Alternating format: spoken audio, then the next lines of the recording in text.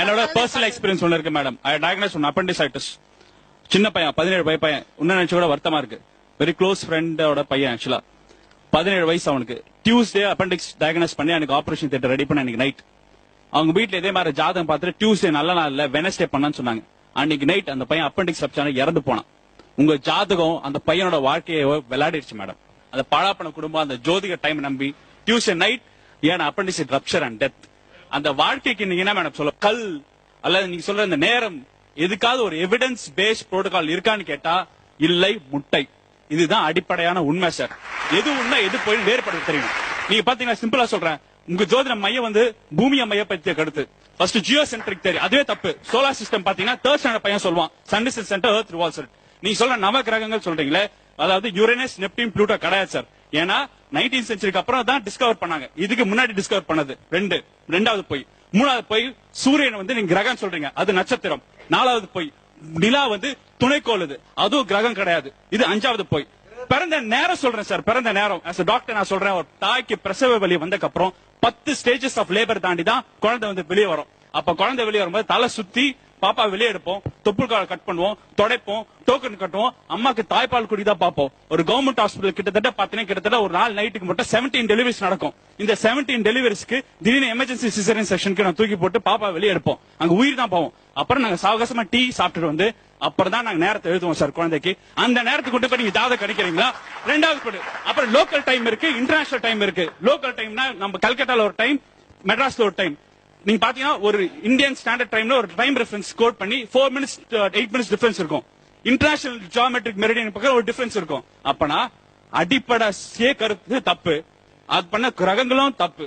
Nobel ஆராய்ச்சி எல்லாம் சேர்ந்து ஒரு மீட்டிங் வச்சாங்க சார். அதுல வந்து 187 சயின்டிஸ்ட் 60 நோபல் ஆராய்ச்சி சொல்லிட்டு கண்டெம் பண்ணிருக்காங்க. இந்த அஸ்ட்ராலஜி கான்செப்ட் வந்து நீங்க மக்களை வந்து மயக்கமாயி இது சயின்ஸ் பெயிண்ட் ஆன பிக்சரை வந்து டிசால்வ் பண்ணும், இந்த அஸ்ட்ராலஜி கான்செப்ட் டிஸ்ட்ராய் பண்ணுன்னு நோபல் ஆராய்ச்சி எல்லாம் ரிசால்வ் பண்ணிருக்காங்க உலக ரீதியா. சுவாமி விவேகானந்தர் என்ன தெரியுமா சொல்றாரு? ஒரு மனிதனோட வீக்னஸ்க்காக தான் இந்த அஸ்ட்ராலஜி எல்லாம். தயவுசெய்து ரெஸ்ட் எடுங்க, தூங்குங்க, ஒரு டாக்டர் பே பண்ண சுவாமி விவேகானந்தர் சொல்றாரு. உங்க அர்த்த சாஸ்திர எழுத சாணக்கிய என்ன தெரியுமா சொல்றாரு? அஸ்ட்ராலஜி பார்த்த மன்னன் எவனாவது போரிட போனானா அஸ்ட்ராலஜி பார்த்தே செத்து போவான அர்த்த சாஸ்திர சாணக்கிய சொல்றாரு. புத்தர் என்ன பண்றதா? சாங்கு சடங்கு நேரம் நட்சத்திரம் பார்த்து உன் வாழ்க்கை நடத்தினா உன் வாழ்க்கை மேம்படாது, அழிந்து போன்னு புத்தர் சொல்றாரு. ஏன் சார் புத்தர், சாணக்கியர், சுவாமி விவேகானந்தர் தெளிவா சொல்லும் போது இன்னும் ஜோதிட பார்த்து அழிக்கின்ற சமுதாயம் முன்னேறாது சார். மெய்ப்பொருள் காண்பது அறிவு, நுண்பொருள் காண்பது அறிவு, செம்பொருள் காண்பது அறிவு. நாங்க அறிவை தான் முன்னேற நிறுத்தி பண்றோம் சார். அதாவது ஒண்ணு மட்டும் எனக்கு தெரியுது, நீயா நானாக்கு வர்ற யாரும் சும்மா நச்சுக்கலாம் வர்றதில்ல. ஃபுல்லா தகவல்களோட. I am very happy and proud about you. அதாவது ஜோதிடத்துல பல வகை இருக்கு. ஜாதகம், நாடி ஜோதிடம், கைரேகை, பெயர், எண், எத்தனையோ ஜோதிடம் இருக்கு. இதுல இத ஒருத்தர் அதை நம்பல, இன்னொருத்தர் இன்னொன்னு நம்பல, பகுதியா அவங்க நம்பல, மொத்தமா நாங்க நம்பல. அவ்வளவு மொத்தத்துல நீங்க பிரிச்சு. இப்போ நண்பர் செல்வின் வந்து ஒரு ரொம்ப நாகரிகமா சொன்னார். அதாவது நான் இதை மட்டும்தான் நம்புகிறேன் அப்படிங்கிறதுக்கு என்ன பொருள்னா வேற எதையும் நம்பலேன்னு பொருள். அதை சொல்லக்கூடாதுங்கிறதுக்காக ஒரு நாகரிகமாக இதை மட்டும்தான் நம்புறேன். ரொம்ப அடிப்படையில் நாங்க வேறுபடுகிற இடம் வந்து செல்வின் சொன்னதுல நம்புகிற அந்த ஜாதகம் அறிவியல்னு திரும்ப சொன்னாங்க இல்லையா? அறிவியலுக்கும் ஜோதிடத்துக்கும் எந்த தொடர்பும் இல்லைங்கிறதா எங்களுடைய அடிப்படையான அடிப்படையில் அறிவியல் என்பது சூரிய மைய கொள்கையை உடையது, ஜோதிடம் என்பது பூமி மைய கொள்கையை உடையது. ஹீலியோசென்ட்ரிக் தியரியா ஜியோசென்ட்ரிக் தியரியாங்கிறதா கேள்வி. இதுல எது என்றால் அவர் விவேகானந்தரை கோட் பண்ணார். அந்த விவேகானந்தருடைய வரிகளையே நான் அப்படியே சொல்றேன். ஞானதீபத்துல இருந்து, சஞ்சலம் உள்ள நெஞ்சின் புனைவுதான் ஜோதிடம். விவேகானந்தர் சொன்னது சஞ்சலம் உள்ள நெஞ்சின் புனைவுதான் ஜோதிடம். ஜோதிடத்தில் ஆர்வமும் அதன் மீது ஒரு காதலும் ஏற்படுகிறவர்கள் உடனடியாக மருத்துவரை அணுகுவது நல்லது. இது அவர் சொன்னது, நான் சொல்லல. மருத்துவரை அணுகுவது நல்லது. நல்ல உணவும் ஓய்வும் அவசியம். அவ்வளவுதான். இந்த 3 வரி அப்படியே இருக்கு. நான் ஒரு வரி கூட கூட்டாமல், இத பெரியார் சொல்லல, விவேகானந்தர் சொன்னார். சரி, இப்ப அடிப்படையாக அவங்க எல்லாரும் சேர்ந்து ஒரு மாதிரி ஒரு பெரும்பான்மை எதை சொல்ல வருகிறார்கள்னா ஜாதகத்தின் அடிப்படையிலான அப்படின்னு சொல்றாங்க. அதுல வந்து ரொம்ப அடிப்படையாக இருப்பது ராகுவும் கேதுவும். அங்க ஒரு அம்மா சொன்னாங்க ராகு காலம். அவங்களுக்கு மட்டும் எனக்கு ஒரே ஒரு விளக்கம் சொல்லுங்க. ராகு கேது என்றால் என்ன? ராகு கேது வந்து ஷேடோ பிளானட். அது ஷேடோ பிளானட். ரொம்ப நல்லது. அதாவது சமஸ்கிருதத்துல சொன்னா ஷாயா கிரகம். சாயானாலும் ஷேடானாலும் நிழல்னு அர்த்தம். அவ்வளவுதானே?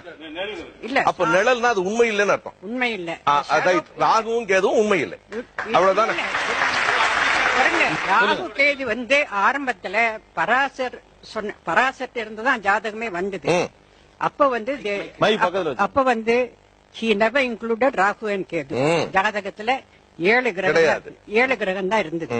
அதுல நீங்க சொல்லி இருக்கிறதுல அவர் சொன்னது மாதிரி Okay. சூரியன் என்பது நட்சத்திரம், செவ்வாய் என்பது கிரகம், கோள், சந்திரன் என்பது துணை கிரகம். ஒண்ணுக்கு ஒண்ணு சம்பந்தமே இல்ல, எல்லாம் வேறு வேறு, எல்லாம் வேறு வேறு. அதுவெல்லாம் பின்னாடி வந்த ஒரு கன்ஃபியூஷன் தான். ஆரம்பத்திலே 7 கிரகம் தான். இந்த ராகு, ஜாதகத்துல கேது இல்ல. 7 ஷேடோ பிளானட் வேண்டாம். வேண்டாம். It came later. எல்லாம் இந்த பொதுவிலே கரப்ட் ஆகிற மாதிரி அஸ்ட்ராலஜி ஆல்சோ காட் கரப்டட். நன்றிமா, அவ்வளவுதான் முடிஞ்சு போச்சு. அதாவது ராகுவும் கேதுவும் வந்து அஸ்ட்ராலஜி அதாவது ராகு கேது வந்து அதுல கரப்டட். ஒரு கரப்டட் கிரகத்துக்காம நீ கைரேகை நம்பலாமா? கண்டிப்பா நம்பலாம். கிளி ஜோதிடம் நம்பலாமா? ஒருத்தர் போய் கிளி ஜோசியம் எடுக்காருன்னா அவர் வந்து பாஸ்ட் ஏதாவது சொல்றாரா கரெக்டா அப்படின்னு சொல்லணும். அது கரெக்டா இருந்தா தான் நம்ம நம்பணும், இல்லன்னா நம்ப கூடாது. அந்த ஜோசியரை விட்டுட்டு வந்துருங்கன்னு சொல்றேன். கடந்த காலத்தை சரியாக சொல்லி மிக சரியாக துல்லியமாக கால விகிதத்தோட சொல்லணும். அது சொல்லலன்னா எந்த கிளி ஜோதிடமும் கடந்த காலத்தை அப்படி சொல்லுதா? சொல்றது இல்ல. அப்ப கிளி ஜோதிடத்தை நம்ப வேண்டாம். ஆமா, நாங்களே அதை கிண்டல். அதை நீங்க நேரடியா சொல்லிடுங்களா? கிளி ஜோசியத்தை நம்ப வேண்டாம். நாடி ஜோதிடம் நம்பலாமா சார்?